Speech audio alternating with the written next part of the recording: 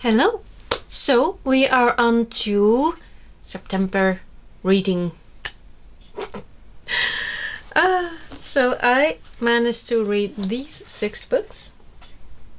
That is 3 manga, my monthly Discworld novel, an Agatha Christie, and a non-fiction book. So let's start with the manga. I read Sachimaki's I've Become an Omega today, which I have my issues with this whole alpha, beta, omega thing. Not a huge fan of it, if I'm just to be honest. I feel it's like a little iffy. And there are a few things in this book that's a little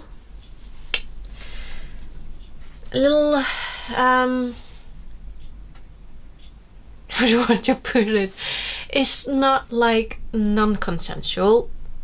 It is a little iffy in my opinion, but that is kind of comes with the entire Alpha, Beta, Omega stories, I feel. At least the ones that I've seen so far.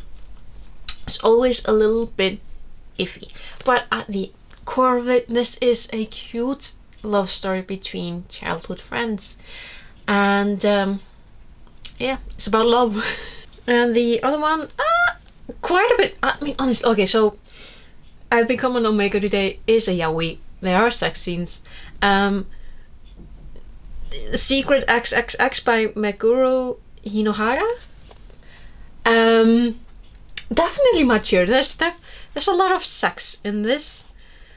The artwork is gorgeous. The story is really cute. It's an adorable love story, and the issues that the couple comes up against together, there are realistic issues. What I love about this is that they really like having sex. It's just, it isn't an issue for them. They're just like, it's kind of refreshing. Should I talk more about what the story is actually about? Because I Become an Omega today is about childhood friends who, spoilers, become lovers. They are in school, which is kind of one of the things that makes me feel a little bit iffy.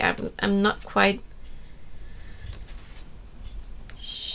Yeah, it's a little iffy. It's still cute, but still. Secret XXX is about this cutie here, who is absolutely in love with animals. He really likes particularly bunnies, and he falls in love with this guy who runs a pet store. And then there's, attraction and secrets revealed and conflicts, and there's this guy, and I love it. See, and then we have Katakoi Lamp.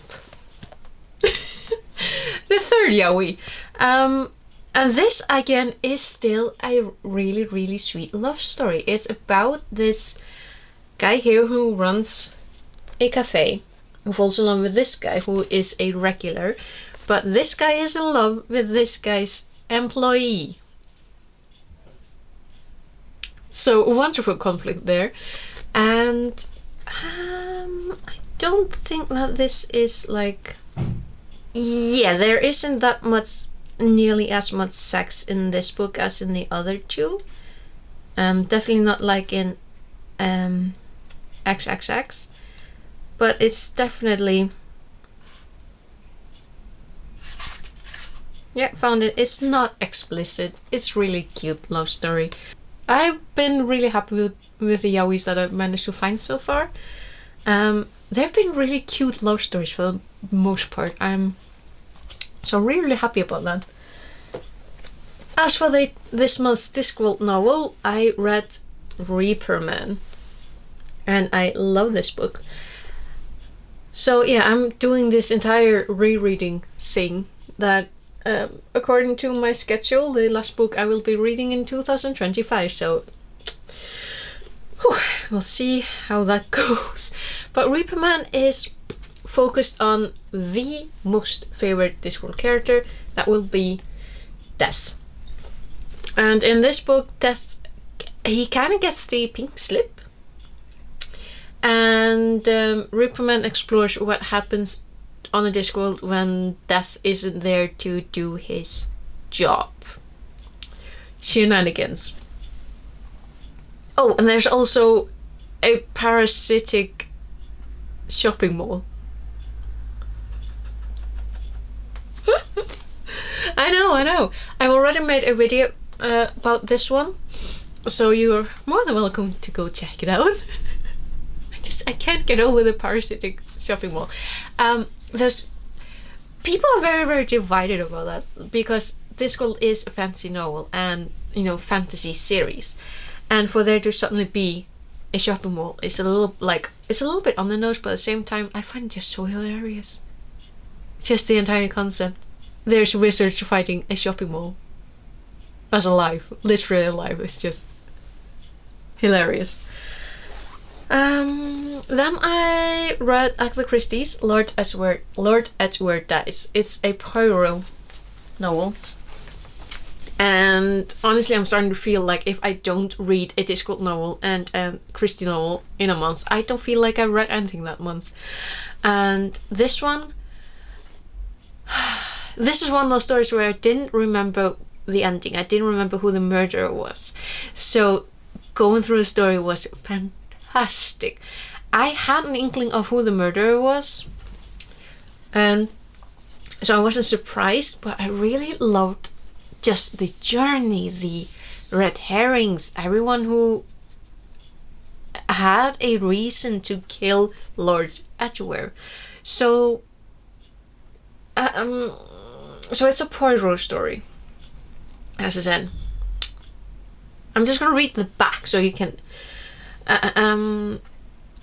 If you care for money too much, it is only the money you see. Everything else is in shadow. Poirot had been present when Jane bragged of her plan to get rid of her estranged husband. Now the monstrous man is dead, and yet the great Belgian detective can't help feeling that he is being taken for a ride. After all, how could Jane have stabbed Lord Edgware to death in his library at exactly the same time she was seen dining with friends? And what could be her motive now that the aristocrat had finally granted her a divorce? But again, okay, so I haven't read all the Christie novels, but I am kind of noticing a trend of an older rich husband estranged from his wife. The husband is monstrous. He is not popular for a good reason, and then he dies, and the wife becomes a suspect. I feel like I've already read one of those, and I cannot remember which one that is, but I feel like this is a Christie trope, and I'm kind of here for it. Like, there's a reason why we don't like the husbands. So definitely recommend this book. It was a lot of fun. So much fun to read. The last book I want to talk about here is Annabelle Williams' Why Women Are Poorer Than Men and What We Can Do About It. So this book pissed me off in a really good way. Because you know, as a human being, as a woman, you do earn less money than men based on nothing. There is no reason for why women earn less money than men. This is UK based, but you know, I'm Icelandic, I live in Iceland, I will always lived in Iceland. But there's still points in this that are universal. Women do earn less than men. Their position is insecure. Married women aren't really as secure as anyone wants to play pretend. And the playing field is uneven. And there's really no excuse for it. This book really went into why the playing field is uneven. It went into why women are poorer than men. And it does give good pointers on how to personally rectify that. And there are things that I do need to look into, such as investment, so that my future is as secure as it can be, because I am a woman and I earn less than a man. stupid. It's stupid. So this book pissed me off in a good way, but this is still a book that I can share with other people. And that is something that I look for, particularly in non-fiction books. Fiction books as well, but with non-fiction, I really, really love it when I find a book that I can then pass on and share with others. And this book, I adore it. It pissed me off, like I said, it pissed me off in a very good way, but it did make me think, and it is a conversation that we do need to have. It's painful, it's annoying, but we need to have this conversation. These are the 6 books that I managed to read. The manga are... Pardon my manga, they were upside down. There we go. These are the 6 books that I managed to read in September. I am hoping that October will be a big reading month, because I have such a big pile that I want to get through, and I'm like, how am I going to do that? But yeah, so thank you very much for watching, and I really hope that there are other videos on this channel that you would be interested in. For example, in my Discworld series.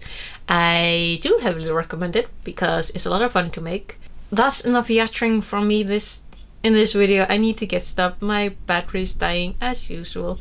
So thank you for watching, and I will hopefully see you in something else that I made. So take care. Bless.